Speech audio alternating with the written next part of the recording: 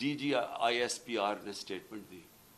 Statement کیا دیتے ہیں کہ کیونکہ عمران خان نے ایک فوج کے ایک فرد کے اوپر، ایک آفیسر کے اوپر الزام لگایا، ساری فوج بدنام ہو رہی ہے.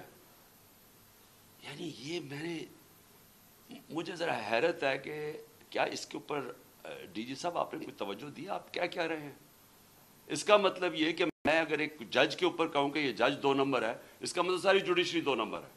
اگر وہ کوئی کہے کہ پی ٹی آئی کے اندر ایک کوئی کرپٹ آدمی ہے تو میں کہوں تم نے ساری پی ٹی آئی کو کرپٹ کہہ دیا. یہ اس میں کوئی لاجک ہے؟ آپ کے کورٹ مارشل کیوں ہوتا ہے؟ کیونکہ کوئی غلطی کرتا ہے آفیسر تو کورٹ مارشل ہے.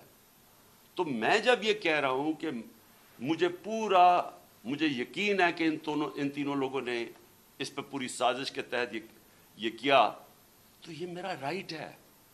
اور میں کوئی ایک عام شہری سے اس لیے فرق ہوں کیونکہ میں ایک سب سے بڑی پولیٹیکل پارٹی کا سربراہ ہوں، میں ایکس پرائم منسٹر ہوں.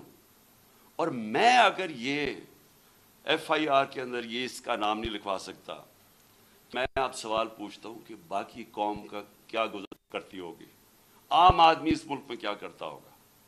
مجھے یہ بتائیں کہ یہ تو میں جو میری جو 26 سال پہلے تحریک انصاف فارم کی تھی، وہ پھر ثابت ہو گیا کہ یہاں تو صرف طاقتور جو ہے وہ قانون سے اوپر اور وہ سارا کچھ ہے، عام آدمی کو انصاف نہیں ملتا یہاں.